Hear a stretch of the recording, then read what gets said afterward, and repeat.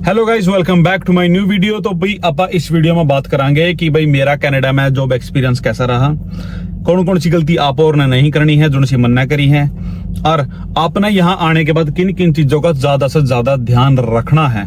जो भी बंदा कनाडा आने लग रहा है, जो भी बंदा किसी दूसरे देश में जाने लग रहा है, तो आप उसके बारे में बात करेंगे। और भाई मेरा इंट्रो को ज्यादा बढ़िया नहीं देख रहा था, मैं ऐसे मतलब स्टार्ट कर देख रहा हूँ मैं, तो इस चीज के ऊपर ध्यान मत देना, मैं आराम आराम सब कुछ समझ में आ जाएगा।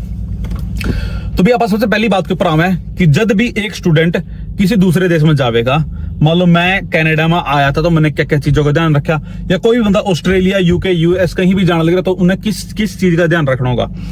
सबसे पहली जो इंपॉर्टेंट चीज है यहाँ पे, जब तुम कनाडा में एयरपोर्ट पर उतरोगे, किसी भी देश में एयरपोर्ट पर उतरोगे, तो तुम्हें एक तो तुम्हारे पास उस देश की सिम होनी चाहिए, उनका नंबर होना चाहिए, कैनेडियन नंबर होना चाहिए, फोन नंबर।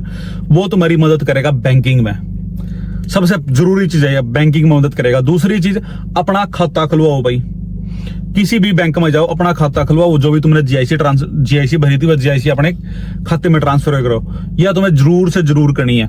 तीसरी चीज वहां का एक सोशल इंश्योरेंस नंबर होएगा, इंडिया में तो नहीं होता यो, तो यहाँ सोशल इंश्योरेंस नंबर होएगा, सिन नंबर जी ना इधर बोला कि ना भाई, वो तुम्हें लेना ही लेना है, वो तुम्हें वो बहुत जरूरी है, इसके बिना तुम काम भी नहीं कर सकते। यहाँ पे जब भी तुम सुनोगे ना कि भाई मैं तो सिन पे काम करूं, वो शो एक सोशल इंश्योरेंस नंबर, वो तुमने लेना जरूरी है। उसके ऊपर तुम्हारे घंटे काउंट होंगे, हर एक चीज काउंट होगी। जब भी सरकार ने कुछ चीज चाहिएगी ना, वो तुमसे सबसे पहले तुम्हारा सिन नंबर मांगेगी, मतलब कि तुम्हारा आइडेंटिटी कार्ड है, वो एक तरीके से लगा लो आइडेंटिटी नंबर है तुम्हारा, वो तुम्हें सबसे जरूरी है लेना। और वो लेने के बाद तुमने वो कभी भी किसी बंदे तक शेयर नहीं करा, अनटिल और अनलेस कि तुम्हारा एम्प्लॉयर तुमसे मांगेगा जॉब से रिलेटेड, दैट्स इट। अदरवाइज वो तुम्हें कहीं भी शेयर नहीं करना, अपने किसी फ्रेंड तक, किसी तक भी नहीं देना। मेक श्योर तुम किसी तक शेयर ना करो। ये हो गया पहला पार्ट। दूसरा पार्ट, जॉब मार्केट है या नहीं है। भाई मैंने ऑस्ट्रेलिया का नहीं बेरा, यूएसए में है, कनाडा में है, इन दो देशों में तो है पक्का 1000% है। और उन दो देश हैं ऑस्ट्रेलिया और यूके, इनमें भी कहीं ना कहीं होगी जॉब मार्केट। जॉब मार्केट क्या है मैं तुम्हें बताऊं कि यहाँ कितनी जॉब्स हैं या नहीं है। भाई कोई भी स्टूडेंट आओ, किसी भी देश में जाओ, तुम्हें जॉब खोजनी पड़ेगी। अगर तुम्हारे अंदर दम है ना कि भाई मैंने तो काम करना है, मैं तो काम करके मानूंगा और मैं तो काम खोज कर मानूंगा, तुम्हें 1000% जॉब मिलेगी। तुम्हें कोई रोक नहीं सकता यहाँ काम करने। तो भाई जॉब खोजने वाले बनो, तरीका हो जॉब खोजने का, यो नहीं कि मुंह उठाकर कहीं भी निकल पड़े, या मेरा तो रिलेटिव है, मेरा रिलेटिव मदद करेगा मेरी जॉब में, मैं क्यों मदद करूं, और वो एंड बैंड ना। भाई तुम्हें खोजनी अपने आप पड़ेगी, दम होना चाहिए भाई जॉब खोजने का। लगाओ अपना बेंचमार्क सेट करो कि मैंने इतने दिन के अंदर जॉब खोजनी है, नहीं खोजी जॉब गई तो मेरे पे इतने जॉब के इंटरव्यू आने चाहिए, ये आने चाहिए, वो आने चाहिए। भाई बेंचमार्क रखो, हर एक इंडस्ट्री में अप्लाई करो, जॉब जरूर मिलेगी, हर किसी ने मिलेगी। भाई अब आप बात करांगे जो सबसे मेन बात है कि मेरा जॉब एक्सपीरियंस कैसा था और मैंने किन किन बातों का ध्यान नहीं रखा, जो आप और रखना होगा।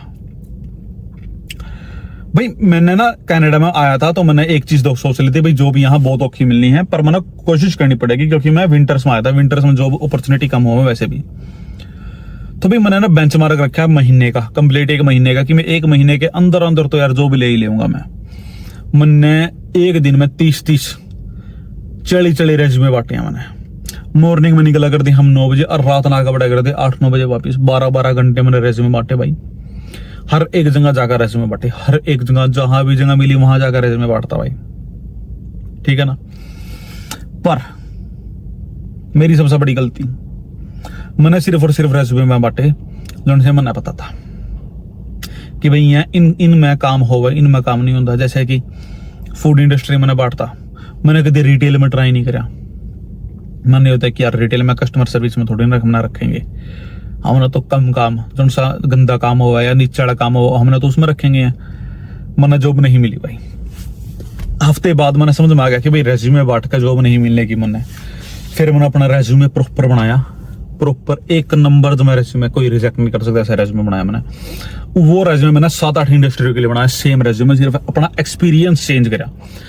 तुमने क्या पढ़ा क्या नहीं पढ़ा उस बात तक यहाँ 1% फर्क नहीं पड़ता। चाहे तुम 12वीं में या तुम PhD कर गए, तुम्हें 1% यहाँ फर्क नहीं पड़ने का। यहाँ फर्क पड़ा तुम्हारे जॉब एक्सपीरियंस है। चाहे तू बंदा अनपढ़ हो, चाहे कभी पढ़ा भी ना हो, अगर उसके पास बेटर जॉब एक्सपीरियंस है ना, उसने जॉब सबसे पहले मिलेगी। समझ गए ना। यहाँ मैटर क्या करा, यहाँ मैटर करा जॉब एक्सपीरियंस। तो मेक श्योर कि तुम्हारे पास कोई ना कोई ऐसा एक्सपीरियंस हो, चाहे इंडिया में हो, एक्सपीरियंस लो भाई, ठीक है ना, एक्सपीरियंस हो।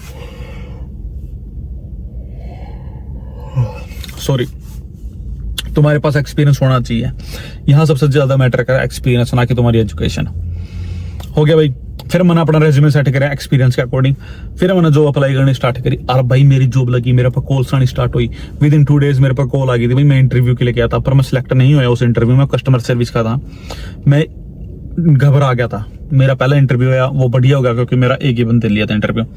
दूसरा इंटरव्यू था मेरा 2-3 बंदों ने इकट्ठा बैठ कर लिया। यहाँ की बहुत बड़ी कंपनी है, वह नाम मैं शेयर नहीं करता, पर बहुत तगड़ी कंपनी है।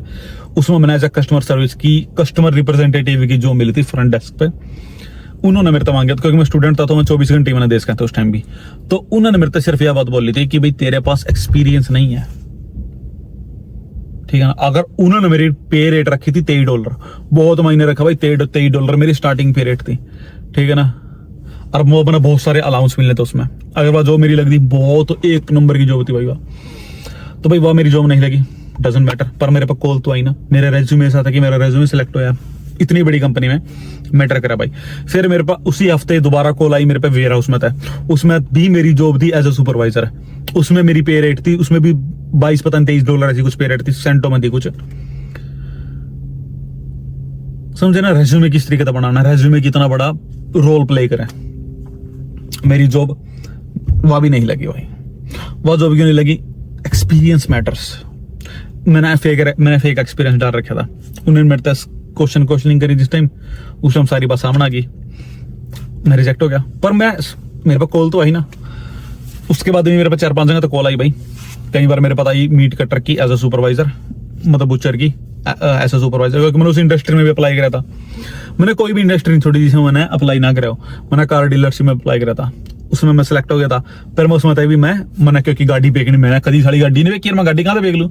वह जॉब भी मैंने नहीं करी, मैंने बुचर की जॉब नहीं करी। मेरे पास दूसरे शहरों में तो जॉब आई थी, मैं जॉब भी नहीं करी। मेरे पास जाने का ट्रांसपोर्टेशन नहीं था उस टाइम, मैं नया था, मैंने नहीं पता था भाई उस शहर तक भी बस जावे या कोई भी दूसरा तरीका हो उसका जाने का। उस टाइम मैंने होता कि ऊबर करके जानी पड़ेगी पास, दैट्स इट।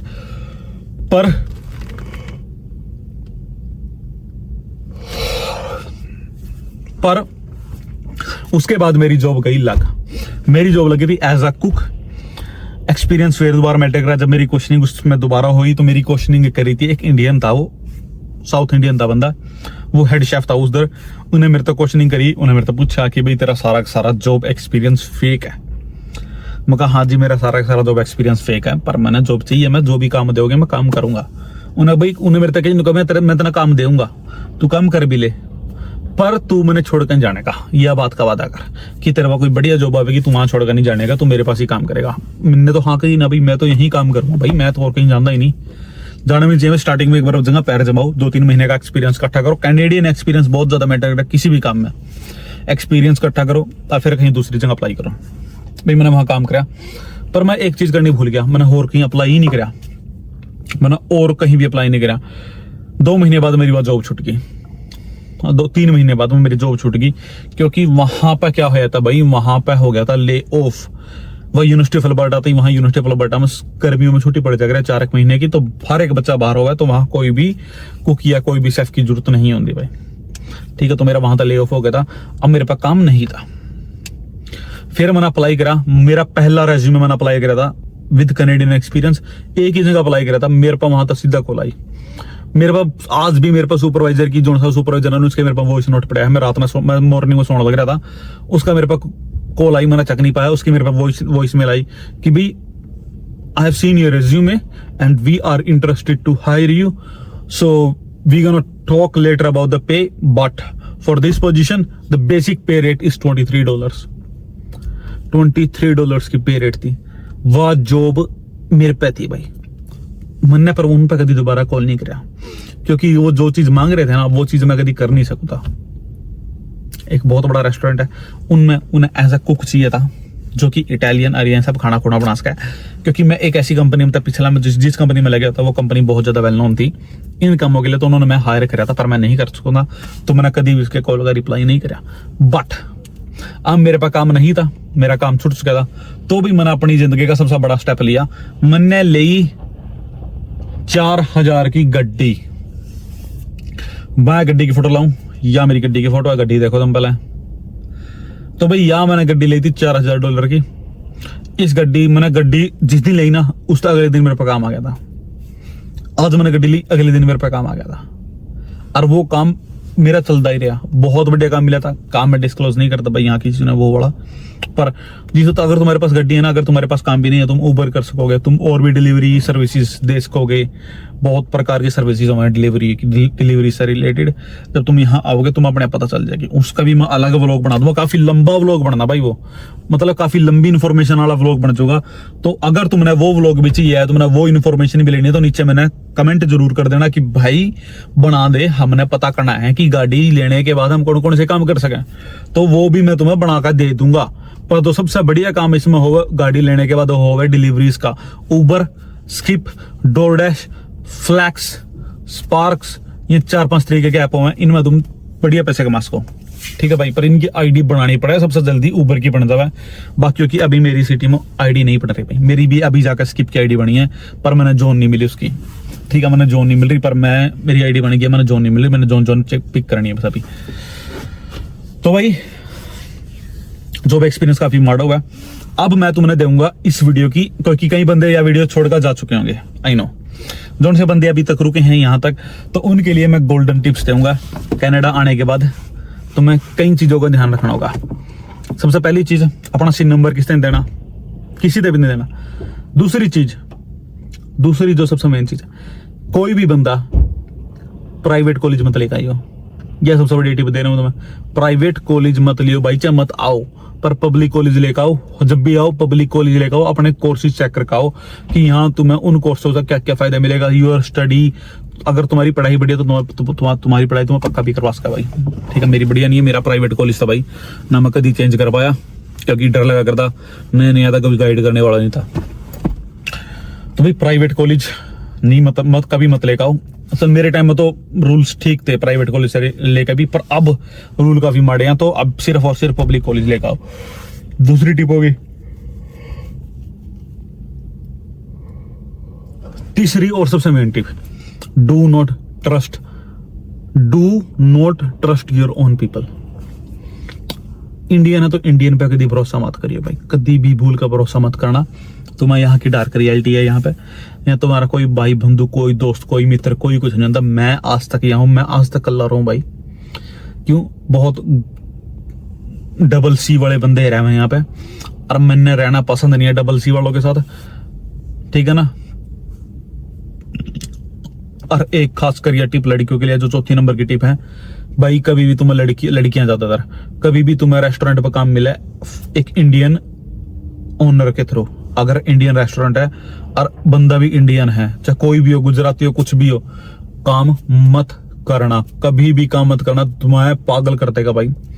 तुम्हारी पे रेट घंटे के हिसाब से मिनिमम पे रेट तभी कम रखेगा। तुम्हें बोलेगा कि मैं तुम्हें कैश पे काम दूंगा, अगर $15 पे रेट है तो तुम्हें देगा 12, तुम पे पूरा महीना काम करावेगा और तुम्हें पे नहीं देने का। वो मैं ऐसे बंदे हूं मैं, ठीक है ना। तो वो ऐसे बंदे तो बचो भाई, काम करियो मत, इंडियन रेस्टोरेंट पे कभी भी काम मत करो, बड़े चूती आदमी हो भाई।